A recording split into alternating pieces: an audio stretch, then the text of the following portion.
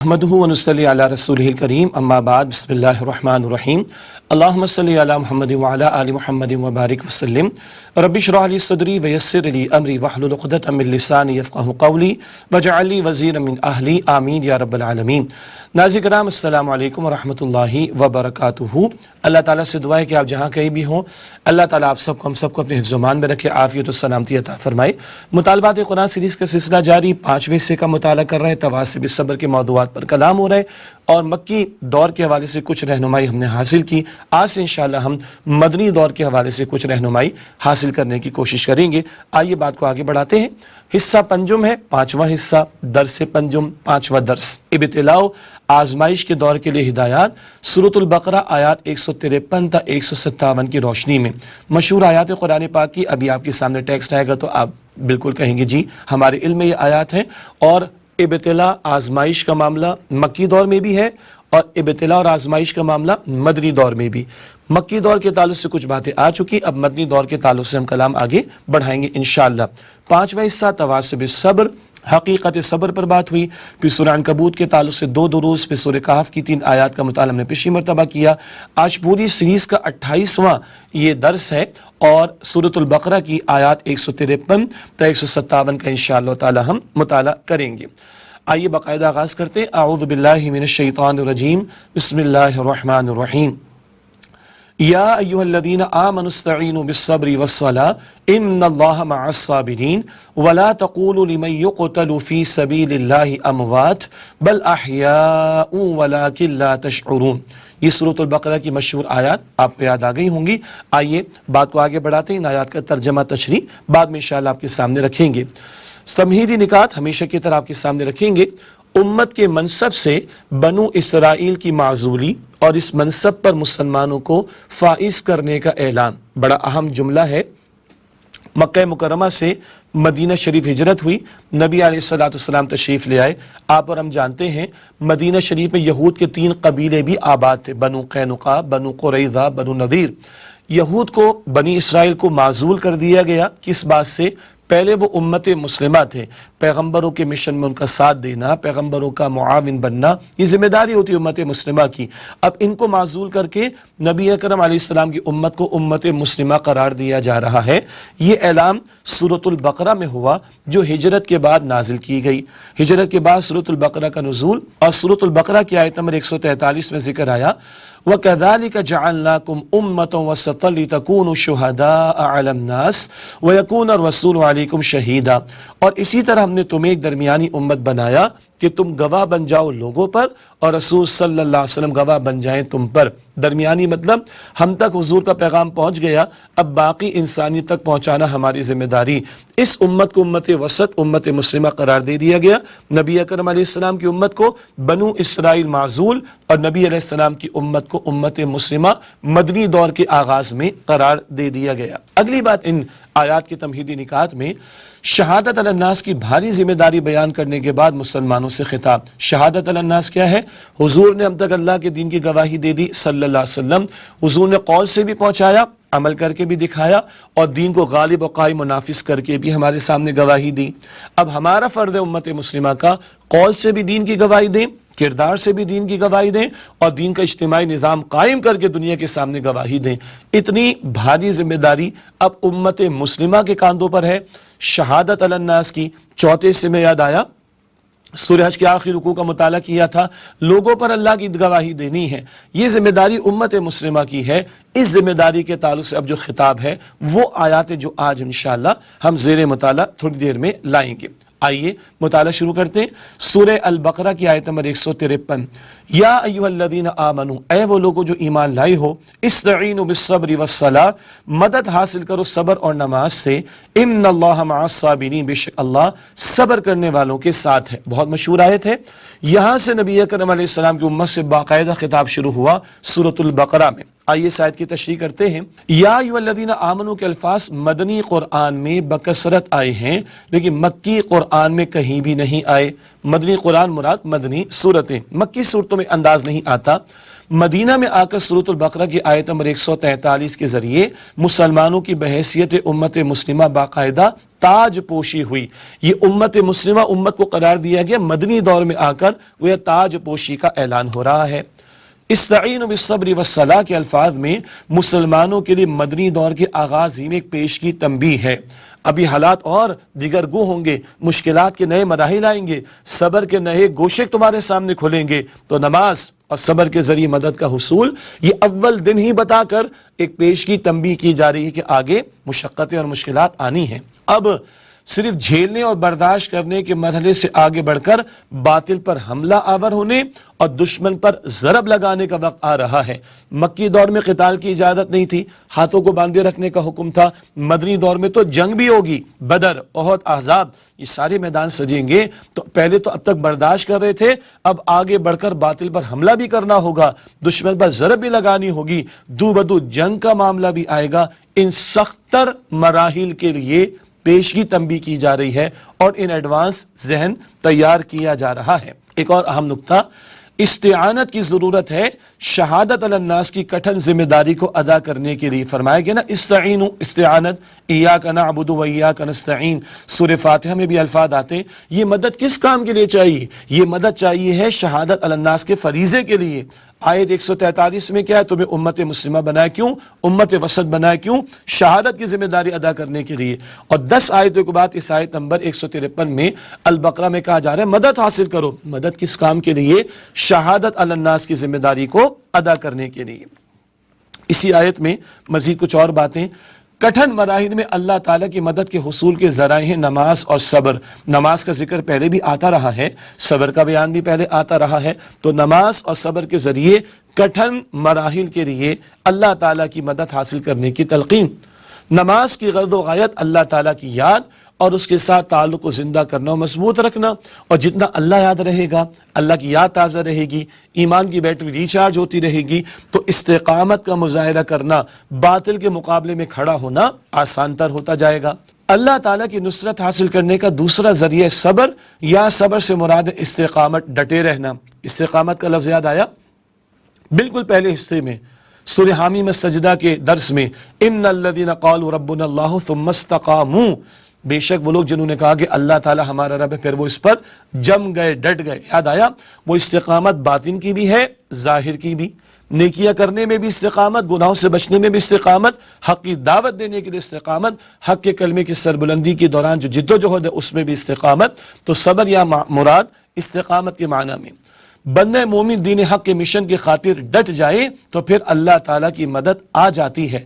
اسی لیے فرمایا گیا ان اللہ مع الصابرین، بے شک اللہ تعالیٰ صبر کرنے والوں کے ساتھ ہے. بندہ اللہ کے ساتھ تعلق مضبوط رکھے، نماز کے ذریعے استقامت کا مظاہرہ کرے، ڈٹا رہے، تو پھر اللہ تعالیٰ کی مدد شامل حال ہو جاتی ہے. اور جب اللہ کی مدد شامل حال ہو جائے تو دین پر عمل اور دین کی دعوت اور دین کے نفاذ کی جد و جہد بندے کے لیے کرنا آسان ہوتا چلا جاتا ہے. اللہ تعالیٰ ہمیں اس کی توفیق عطا فرمائے. اگلی آیت ہے سورہ بقرہ کی آیت نمبر 154. ارشاد ہوا وَلَا تَقُولُوا لِمَن يُقْتَلُ فِي سَبِيلِ اللَّهِ أَمْوَاتٌ، اور مت کہو ان کو جو اللہ کی راہ میں قتل ہو جائیں کہ وہ مردہ ہیں، بل احیاء ولکن لا تشعرون، بلکہ وہ زندہ ہیں لیکن تمہیں اس کا شعور نہیں. یہ بھی مشہور آیت ہے. راہ خدا میں قتل ہونے والوں کو مردہ مت کہو بلکہ وہ تو شہید ہیں، ہمیشہ کی زندگی اللہ ان کو عطا فرماتا ہے. آیت کے ترجمے کے بعد آئیے اس کی تشریح کی طرف چلتے ہیں. انتہائی عام حقیقت بیان کی گئی ہے جس کی زیادہ وضاحت آئی ہے سورہ آل عمران آیات 169 تا 171 میں. شہداء ہمیشہ کی زندگی پاتے ہیں. شہداء کون؟ یہاں مراد مقتول فی سبیل اللہ، جو اللہ کے راہ میں قتل کر دیے جائیں.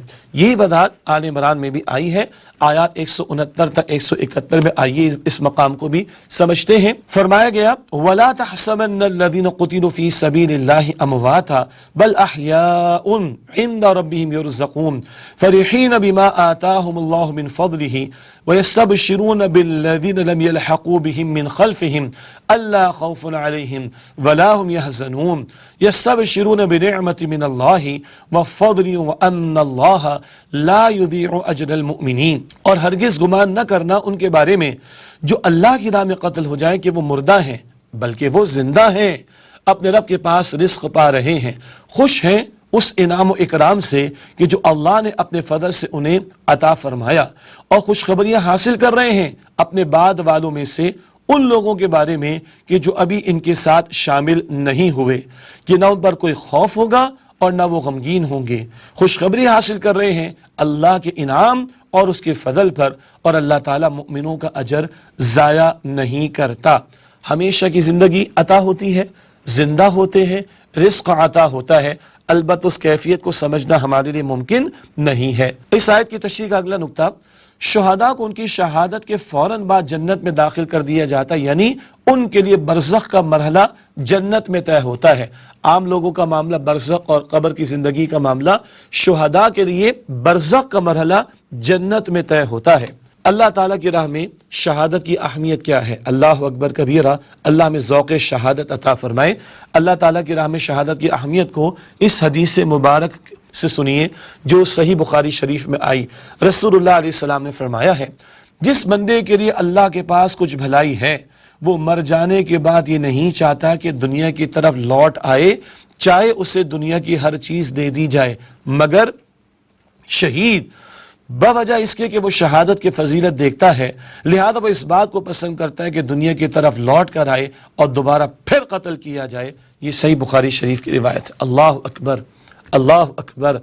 کوئی نہیں چاہے گا جو جنت پہنچ جائے کہ واپس دنیا میں لوٹایا جائے، جس کے لیے اللہ تعالیٰ نے کوئی بھلائی طے کر دی، مگر شہید وہ شہادت کا جو لطف پا چکا ہے، اس کا جو فضیلت کا معاملہ دیکھتا ہے اور اس کی جو کیفیت سے گزرتا ہے، وہ چاہے گا دوبارہ لوٹے دنیا میں اور دوبارہ پھر اس کو قتل یعنی شہید کر دیا جائے۔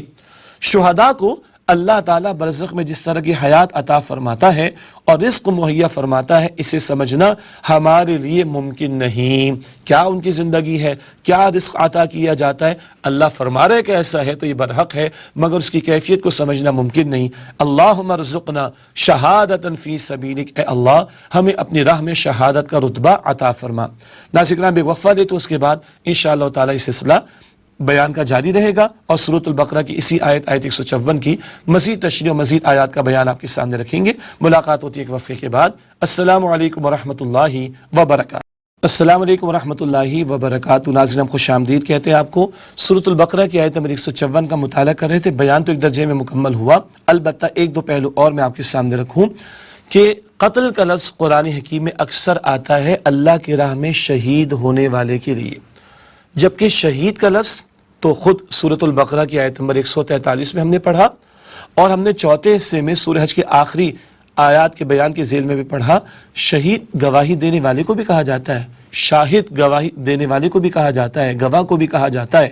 تو ایک ہے اللہ کے دین کی گواہی پیش کرنا، اس معنی میں تو ساری امت کو شہید ہونا ہے، مگر جو راہ خدا میں قتل ہو جائے، قرآن پاک میں اس کے لیے قتل کا لفظ آتا ہے اور احادیث مبارکہ میں شہید کا لفظ بھی آتا ہے۔ البتہ شہادت کا تصور وسیع تر ہے، ہاں جو جان تک کا نذرانہ پیش کر دے، اب اور تو کچھ دین کی گواہی پیش کرنے کے لیے اس کے پاس نہیں ہے، تو وہ بھی اللہ کی راہ میں شہادت کا رتبہ پاتا ہے۔ یعنی مقام شہادت کا سب سے بلند کیا ہے؟ راہ خدا میں جان کا نذرانہ پیش کر دینا، ورنہ شہادت کا فریضہ انجام دینا تو پوری امت کی ذمہ داری ہے۔ ایک حدیث میں نے آپ کے سامنے اور رکھنی ہے، حدیث مبارک میں آتا ہے کہ جو اس حال میں مر گیا، نہ دل میں جان دینے کی تمنا تھی کہ اللہ کی راہ میں قتل ہو جاؤں، نہ کسی غزوہ میں شرکت کی، پہلے یہ بات ہے، نہ کسی غزوہ میں شرکت کی، نہ دل میں آرزو تھی کہ اللہ کی راہ میں قتل ہو جاؤں یعنی شہید، اور اس حال میں مر گیا تو وہ نفاق کی حالت پر مرے گا۔ اللہ اکبر۔ اللہ مجھے اور آپ کو ذوق شہادت عطا فرمائے، غلبہ دین کی جد و جہد کی توفیق عطا فرمائے، اجتماعیت اختیار کرتے ہوئے دین کے غلبے کی جد و جہد کی توفیق عطا فرمائے۔ شاید کوئی مرحلہ آئے کہ راہ خدا میں جان کا نذرانہ پیش کرنے کا موقع ہے، اور نہیں تو ہماری نیت اور ارادہ تو ہوگا، اس پر تو اجر ہمیں انشاءاللہ تعالی اللہ تعالیٰ کی طرف سے عطا ہوگا۔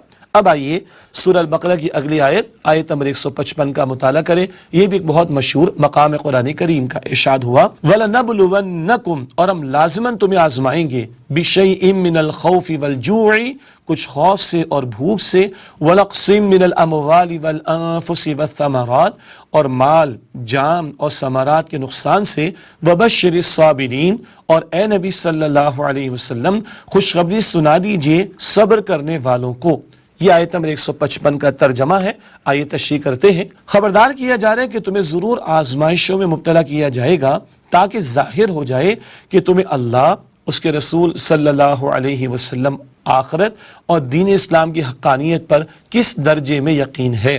یہ بات ہم نے مکی دور کے تعلق سے بھی پڑھی، سورہ عنکبوت میں بھی ذکر آیا، آزمائشیں تو آئیں گی، محض کلمہ پڑھنے پر تمہیں چھوڑ نہ دیا جائے گا، امتحان میں تو ڈالا جائے گا۔ اور اب مدنی دور کے مزید مشکل تر امتحانات کا تذکرہ آ رہا ہے، تو آزمائشیں تو آئیں گی تاکہ اللہ ظاہر فرما دے کون واقعتاً سچا پکا مومن اور اپنے ایمان کے دعوے میں مخلص ہے۔ اللہ اکبر۔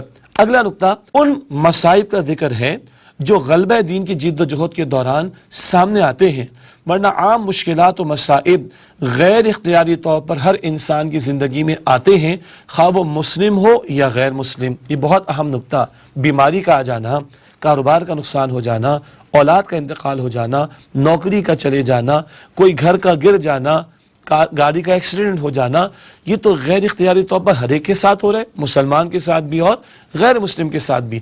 ہاں، ان مصائب پر بھی بندہ مومن صبر کرے گا تو اجر پائے گا انشاءاللہ تعالی، لیکن یہاں جن مصائب کا ذکر ہے وہ ہیں جو تواصی بالحق کے نتیجے میں پیش آئیں، پھر تواصی بالصبر کا مرحلہ، یہ باتیں بھی سورۃ العصر سے ہم پڑھتے ہوئے آئے۔ اور یہاں کیا نقطہ بیان کیا جا رہا ہے؟ وہ مصائب جو غلبہ دین کی جد و جہد کے دوران سامنے آتے ہیں، ورنہ عام مسائل مشکلات تو مسلمان کیا کافروں پر بھی آتے رہتے ہیں۔ تو یہ وہ مصائب کا معاملہ، وہ مشکلات کا معاملہ، وہ صبر کے مراحل کا معاملہ جو غلبہ دین کی جد و جہد کے دوران میں پیش آئیں گے۔ ایک لفظ آیا بشیئن، بشیئن کے لفظ میں تسلی کا پہلو موجود ہے، یعنی ہم تمہیں ضرور آزمائیں گے کچھ امتحان سے، لیکن انسان ثابت قدم رہے تو معلوم ہوتا ہے کہ امتحان کچھ بھی نہیں تھا۔ سبحان اللہ، مشکلیں اتنی پڑی مجھ پہ کہ آسا ہو گئی، کبھی وہ مرحلہ بھی آتا ہے۔ اللہ تعالی ہمارا خالق ہے نا، اس کو معلوم ہے کہ بندے کو اللہ نے کتنی صلاحیت دی، اتنے اللہ آزماتا ہے۔ ہاں، بندہ ثابت قدم رہے تو بڑے بڑے مصائب گزر جاتے اور کچھ پتہ بھی نہیں چلتا، کچھ بھی نہیں ہوا، اللہ اکبر، فیل بھی نہیں ہوا، اب تو بھول بھی گئے۔ تو بشیئن میں بڑی تسلی ہے، ہر موقع پر، ہر لمحے، ہر مرحلے پر، ہر اعتبار سے نہیں آزمایا جائے گا، بشیئن کسی قدر کچھ تمہارا امتحان ہوگا، لیکن بندہ ثابت قدمی کا مظاہرہ کرے۔ فبشر الصابرین، اے نبی صلی اللہ علیہ وسلم صبر کرنے والوں کو بشارت دے دیجئے، بندہ صبر کا ثابت قدمی کا مظاہرہ کرے تو لگتا ہے کہ امتحان تو کچھ بھی نہیں تھا۔ اسی اعتبار سے اگلا نقطہ اس آیت کی تشریح میں، مدنی دور میں وقفے سے وہ آزمائشیں سامنے آتی رہیں جن کا نقشہ ایک پیش کی تنبیہ کے طور پر ان آیات میں کھینچ دیا گیا۔ مدنی دور میں غزوات کا مرحلہ، قتال کا مرحلہ، انفاق کا معاملہ، منافقین سے نبرد آزما ہونا، یہود سے نبرد آزما ہونا، کفار و مشرکین سے ٹکراؤ کا معاملہ، یہ بہت سارے معاملات آئیں گے۔ غزوہ تبوک کے موقع پر تیار فصل کو چھوڑ کر جانے کا معاملہ آ گیا، آپ نے سیرت میں پڑھا ہوگا، ہم بھی بعد میں ذکر کریں گے انشاءاللہ۔ تو مدنی دور میں وقفے سے جو آزمائشیں آنی ہیں اور آئی ہیں، ان کا پیش کی انداز میں ایک نقشہ اس مقام پر کھینچ کر ذہناً صحابہ کرام کو تیار کیا جا رہا ہے۔ مدنی دور میں بار بار دشمنوں اور منافقین کی طرف سے خوف و خدشات کے امتحانات بھی آئے، بھوک، پیاس اور فاقہ کشی کی نوبتیں بھی آئیں، مال اور جان کی بازیاں بھی لگانی پڑی اور ثمرات کا نقصان بھی اٹھانا پڑا۔ یہ مختلف انداز سے جو آزمائشیں آتی رہیں، ان سب کا پیش کی انداز میں ان ایڈوانس ایک نقشہ کھینچ دیا گیا، خوف، بھوک، مال، جان اور ثمرات کے نقصان ان الفاظ کے ذریعے سے۔ وسیع مفہوم کے اعتبار سے ثمرات انسان کی محنت کا حاصل ہے، خواہ یہ محنت کسی بھی میدان میں ہو، وہ انسان اپنی ذہنی صلاحیتوں کو استعمال کرتا ہے، جسمانی قوت کو استعمال کرتا ہے، کاروبار کرتا ہے، فصل اگاتا ہے، کوئی چیز پروڈیوس کر رہا ہوتا ہے، تو انسانی محنت خواہ وہ ذہن کو استعمال کر کے ہو، جسم کو استعمال کر کے ہو، مال لگا کر ہو، ان سب کا جو بھی نتیجہ ہے وہ بہرحال ثمرات کے ذیل میں آئے گا، اور ان تمام پہلو کے اعتبار سے آزمائشوں کا مرحلہ آئے گا، اس بات کے تعلق سے متنبہ کر دیا گیا۔ اگلا نقطہ اس آیت کی تشریح میں، صبر کوئی منفی شے نہیں بلکہ یہ ایک مثبت جذبہ ہے۔ یہ بہت پیاری بات ہے، بہت قیمتی بات ہے۔ عام طور پر صبر کو منفی طور پر کیا کرے جی مشکل آ گئی، کیا کرے جی مصیبت آ گئی، نہیں، صبر کوئی منفی شے نہیں، یہ ایک مثبت جذبہ ہے۔ باہمت لوگوں کو اس آیت میں بشارتوں کی نوید سنائی جا رہی ہے۔ یہ صبر اور استقامت بندے کو کندن بناتی ہے، جی، بندے کے حوصلے کو بڑھاتی، اس کو سہارنے کی صلاحیت دیتی ہے، اور آئندہ کے مزید امتحانات کی اس کو مضبوطی عطا کرتی ہے، اور صبر تو وہ شے ہے جس پر اللہ کی جنت کے وعدے۔ سورہ فرقان کے درس میں ہم نے سمجھا تھا نا، عباد الرحمن کی صفات میں اولئک یجزون الغرفۃ بما صبروا، اللہ تعالیٰ ان کے صبر کی بدولت ان کو جنت کے بالا خانے عطا فرمائے گا۔ ارے صبر کا مادہ ہوگا تو بندہ غصے کو قابو میں رکھے گا، ورنہ غصہ انسان کے کردار کو برباد کر دیتا ہے۔ صبر کا مادہ دل میں ہوگا، روکنا، جھیلنا، برداشت کرنا، تو حرام کی ٹیمپٹیشن سے بھی بندہ بچے گا۔ اور صبر کا مادہ ہوگا تو باطل کی طرف سے آنے والی طنز کی باتیں، تشدد کی باتیں، ان کو جھیل کر وہ کندن تو بنے گا، مگر یہ اس کے لیے تربیت کا بہت بڑا ذریعہ بھی ہے۔ چنانچہ صبر منفی شے نہیں، مثبت جذبہ ہے۔ اور پھر باہمت لوگوں کو اس آیت میں بشارتوں کی نوید سنائی جا رہی ہے، وبشر الصابرین، اور اے نبی صلی اللہ علیہ وسلم صبر کرنے والوں کو بشارت دے دیجئے۔ ہم رمضان شریف میں ایک حدیث مبارک کا مطالعہ کرتے ہیں، وَالصَّبْرُ ثَوَابُهُ الْجَنَّةُ، حدیث میں آیا رمضان کا مہینہ صبر کا مہینہ ہے اور صبر کا بدلہ جنت کے سوا کچھ بھی نہیں ہے۔ اللہ تعالیٰ ہم سب کو جنت الفردوس عطا فرمائے۔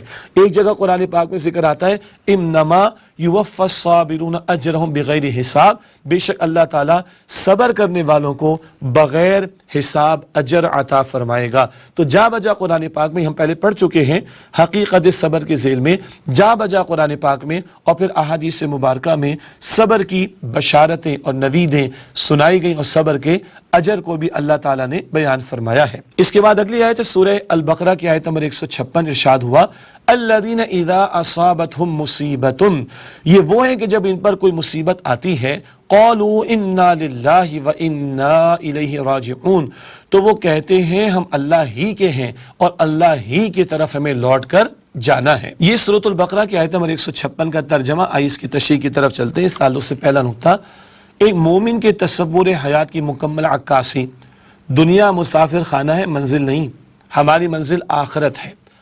جب کسی کے انتقال کی خبر سنتے کیا پڑھتے ہیں؟ انا للہ وانا الیہ راجعون۔ آج تو آپ ترجمہ بھی سن رہے ہیں، اس کا پڑھ بھی رہے ہیں۔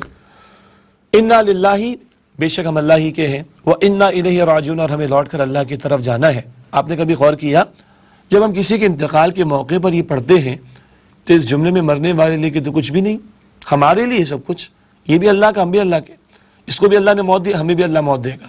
ہاں، مرنے کے بعد دوبارہ زندگی اور لوٹ کر اللہ تعالیٰ کی طرف جانا ہے۔ یہ بڑی اہم بات اس مقام پر آ رہی۔ تو مومنانہ تصور زندگی کیا ہے؟ دنیا مسافر خانہ ہے، منزل نہیں، منزل آخرت ہے۔ ہر نماز کی حرکت میں قرار ہے، مالک یوم الدین، اللہ بدلے کے دن کا مالک ہے۔ جگہ دل لگانے کی یہ دنیا نہیں ہے، یہ عبرت کی جا ہے، تماشا نہیں ہے۔ ناظرین ایک وقفہ دیتے ہیں، اس کے بعد مزید اس آیت کی تشریح آپ کے سامنے رکھیں گے انشاءاللہ تعالی۔ ملاقات ہوتی ہے ایک وقفے کے بعد۔ السلام علیکم ورحمۃ اللہ وبرکاتہ۔ السلام علیکم ورحمۃ اللہ وبرکاتہ۔ ناظرین خوش آمدید کہتے ہیں آپ کو۔ سورۃ البقرہ کی آیت نمبر 156 کا مطالعہ کر رہے ہیں۔ مشہور جملہ بھی ہمارے سامنے آ گیا، انا للہ وانا الیہ راجعون۔ دنیا مسافر خانہ ہے، منزل نہیں، منزل آخرت ہے۔ آئیے اس آیت کی تشریح میں مزید آگے بڑھتے ہیں۔ اگلا نقطہ، مصیبت پر بے اختیار رونا یا مغموم ہونا صبر کے منافی نہیں۔ بے اختیار اگر آنسو بھی بہہ جائیں کوئی حرج نہیں، رونا آ جائے کوئی حرج کی بات نہیں ہے۔ اصل میں سمجھنے کی بات کیا ہے؟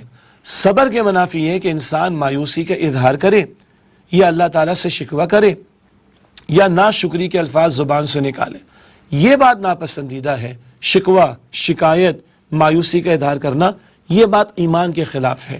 آنسوؤں کا آ جانا، رونا آ جانا، غم کا اظہار ہو جانا کوئی مسئلہ نہیں، لیکن مایوسی کا اظہار، شکوہ کرنا، ناشکری کے الفاظ اختیار کرنا، یہ غلط بات ہے۔ اس تعلق سے نبی علیہ السلام کا بڑا پیارا اسوہ نبی اکرم صلی اللہ علیہ وسلم نے اپنے صاحبزادے جناب سیدنا ابراہیم کی وفات کے موقع پر فرمایا، ان العین تدمع والقلب يحزن ولا نقول الا ما يرضى ربنا وانا بفراقك یا ابراہیم لمحزونون۔ بڑے پیارے اور توازن والے الفاظ دیکھیں۔ بے شک آنکھ آنسو بہاتی ہے، دل غمگین ہے، اور ہم وہی کہیں گے جو ہمارے رب کو راضی کرے، فیصلے پر راضی۔ اور اے ابراہیم، ہم تیری جدائی پر بہت غمگین ہیں۔ بیٹے کی محبت کا بھی اظہار، فطری ایک مصیبت آئی ہے، ایک آزمائش آئی ہے، ایک تکلیف ہے، اس کا بھی اظہار، آنکھ آنسو بہاری، دل غمگین، مگر اللہ کی رضا پہ راضی رہیں گے، بات زبان پر وہ آئے گی جو اللہ کو راضی کرنے والی ہو، ناراض کرنے والی نہ ہو۔ یہ توازن، بیٹے کی محبت، فطری جذبات کا اظہار اور اللہ کی رضا پر راضی رہنا، یہ طریقہ اللہ کے پیغمبر صلی اللہ علیہ وسلم نے ہمیں سکھایا ہے۔ اس کے بعد اگلی اور آج کے درس کے اعتبار سے آخری آیت بھی ہے، سورہ البقرہ کی آیت نمبر 157، ارشاد ہوا اولئک علیہم صلوات من ربہم ورحمہ، یہی ہیں وہ لوگ کہ جن پر ان کے رب کی جانب سے عنایت اور رحمت ہے، وَأُولَئِكَ هُمُ الْمُهْتَدُونَ، اور یہی ہیں وہ لوگ کہ جو منزل مراد تک پہنچنے والے ہیں۔ یہ البقرہ کی آیت نمبر 157 کا ترجمہ، بڑا پیارا مقام، آئیے تشریح کی طرف چلتے ہیں۔ صلواتم، صلاۃ کی جمع ہے۔ صلاۃ کا لغوی مفہوم ہے کہ کسی کی جانب متوجہ ہونا، نماز کا مقصد ہے اللہ تعالیٰ کی طرف رخ کرنا۔ پہلی بات، صلوات صلاۃ کی جمع ہے۔ بہت سے حضرات جو الحمدللہ سبھی اردو بولتے ہیں، ایک غلط انداز سے صلوات کا لفظ اردو میں استعمال ہوتا ہے، بہت ہی برے معنی میں۔ یہ بڑی گھٹیا بات ہے، گستاخی کی بات ہے۔ قرآن پاک کا ایک لفظ ہے اور اس کو برے معنی میں استعمال کرتے ہیں، اللہ حفاظت کرے۔ میں نہیں دہرانا چاہتا، جن کو سمجھ آگے بس ان کے لیے کفایت کرے گا۔ البتہ صلوات صلاۃ کی جمع، صلاۃ کا لغوی مفہوم ہے متوجہ ہونا کسی کی جانب، اور ہم جو صلاۃ قائم کرتے ہیں، اقیم الصلاۃ، نماز قائم کرو، وہ کیا ہے؟ اللہ کی طرف رخ کرنا، اللہ کی طرف متوجہ ہونا۔ تو صلاۃ کا لغوی مفہوم کسی کی جانب متوجہ ہونا، اور اصطلاحی طور پر جب نماز کے لیے استعمال کرتے ہیں، اللہ کی طرف رخ کرنا مراد ہے۔ بندہ جذبہ عبودیت کے ساتھ رب کی جانب متوجہ ہوتا ہے، اور پروردگار شفقت و عنایت کے ساتھ بندے کی جانب توجہ فرماتا ہے۔ سبحان اللہ، بندہ اللہ کی طرف متوجہ ہو، جذبہ عبادت کے ساتھ اللہ کی طرف متوجہ ہو تو اللہ شفقت اور عنایت کے ساتھ بندے کی طرف متوجہ ہوتا ہے۔ یہ دو طرفہ معاملہ ہے نا۔ مشہور آیت ہم سب کو یاد ہے، البقرہ کی آیت نمبر 152، جمعے کے خطبات کے آخر میں خطبہ تلاوت بھی کرتے ہیں، فَاذْكُرُونِي اذکرکم، اللہ فرماتے تم مجھے یاد رکھو میں تمہیں یاد رکھوں گا۔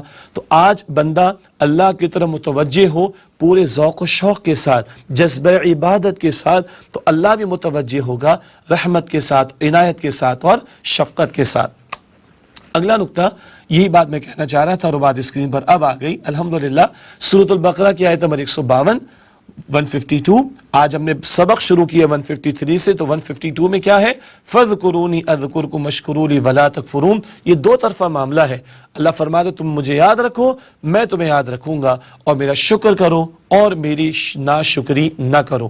ایک بزرگ نے بڑی پیاری بات کہی، اگر ہم یہ دیکھنا چاہتے ہیں کہ اللہ تعالیٰ ہمیں کتنا یاد رکھتا ہے، تو ہم اس بات کا جائزہ لیں کہ ہم خود اللہ تعالیٰ کو کتنا یاد رکھتے ہیں۔ اللہ ہمیں سمجھ عطا فرمائے۔ اللہ تعالیٰ کی عنایات اور شفقتوں کا نزول ان لوگوں پر ہوتا ہے جو مشکلات اور آزمائشوں میں ثابت قدم رہنے والے ہیں۔ بہت اہم بات، آیت کے ختام پر کیا ذکر آ رہا ہے؟ اللہ تعالیٰ کی عنایات اور شفقتوں کا نزول ان لوگوں پر ہوتا ہے جو مشکلات اور آزمائشوں میں ثابت قدم رہنے والے ہیں۔ سورہ عنکبوت کے درس میں کیا بات آئی تھی؟ جو ہدایت چاہتے ہیں ان کو استقامت کا مظاہرہ کرنا ہوگا۔ ہدایت ملتی استقامت اختیار کرنے والوں کو۔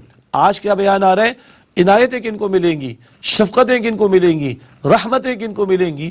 جو مشکلات اور آزمائشوں میں ثابت قدمی کا مظاہرہ کرنے والے ہوں۔ اللہ تعالیٰ ایسے ہی لوگوں میں مجھے، آپ کو، ہم سب کو شامل فرمائے۔ ایک اور اعتبار سے اس آیت کو مزید آگے بڑھاتے ہیں، الفاظ آئے وَأُولَئِكَ هُمُ الْمُهْتَدُونَ، اور یہی وہ لوگ ہیں کہ جو منزل مراد تک پہنچنے والے ہیں۔ یہ بڑا پیارا ترجمہ ہے، منزل مراد تک پہنچنا۔ آئیے تھوڑی اس کی وضاحت کر لیں۔ ہدایت کے مختلف درجات ہوتے ہیں، اور ایک انسان درجہ بدرجہ ہدایت کی منزلیں طے کرتا ہے۔ ہم نے سورہ فاتحہ میں بھی جانا تھا، جب ہم دعا کرتے ہیں اہدنا الصراط المستقیم، تو ہدایت کے بہت سے گوشے اور بہت سے درجات ہیں، اور انتہا کیا ہے؟ اللہ تعالیٰ بندے کو منزل مراد، منزل مقصود یعنی جنت تک پہنچا دے۔ تو جنت میں داخلے تک ہم ہدایت کے محتاج ہیں۔ چنانچہ ہدایت کے مختلف درجات ہوتے ہیں، اور ایک انسان درجہ بدرجہ ہدایت کی منزلیں طے کرتا ہے۔ جب جنت والے جنت پہنچیں گے، اللہ کے فضل سے تو ان کی زبانوں پر شکر کا ترانہ ہوگا، وہ کہیں گے الحمدللہ الذی ہدانا لہذا وما کنا لنہتدی لولا ان ہدانا اللہ۔ تمام شکر تعریف اللہ تعالیٰ کے لیے ہے جس سے یہاں تک کی ہدایت ہمیں دے دی، کہاں تک کی؟ جنت پہنچنے کی۔ وما کنا لنہتدی لولا ان ہدانا اللہ، اور ہم ہرگز ہدایت پانے والے نہ ہوتے اگر اللہ تعالیٰ ہی نے ہمیں ہدایت نہ دی ہوتی۔ اتنا ہم ہدایت کے محتاج ہیں، اندازہ کیجئے۔ اگلا نکتہ، لفظ ہدایت کا اطلاق اپنے تکمیلی معنی میں کسی کے منزل مراد تک پہنچ جانے کے معنی میں بھی ہوتا ہے۔ کوئی اپنی منزل مقصود کو پہنچ جائے، منزل مراد کو پہنچ جائے، اپنے اصل مطلوب ڈیسٹینیشن تک پہنچ جائے تو ہدایت کا اطلاق اس پر بھی ہوتا ہے۔ جیسے کہ میں نے آپ کو سنا دیا کہ جنت والے بھی کہیں گے الحمدللہ الذی ہدانا لہذا، تمام شکر تعریف اللہ تعالیٰ کے لیے ہے جس سے یہاں تک کہ ہدایت ہمیں عطا فرما دی۔ آگے لکھا ہے ہم نے تشریح کے طور پر لہذا اولئک ھم المہتدون کا مفہوم یہ بھی ہے کہ یہ ہیں وہ لوگ جو منزل مراد تک پہنچ جانے والے ہیں۔ کون؟ نماز اور صبر کے ذریعے اللہ کی مدد حاصل کریں۔ اور یہ مدد کیوں حاصل کرنی ہے؟ اللہ کے دین کے غلبے کی جد و جہد کے لیے اور اللہ کے دین کی شہادت اور گواہی کا فریضہ انجام دینے کے لیے۔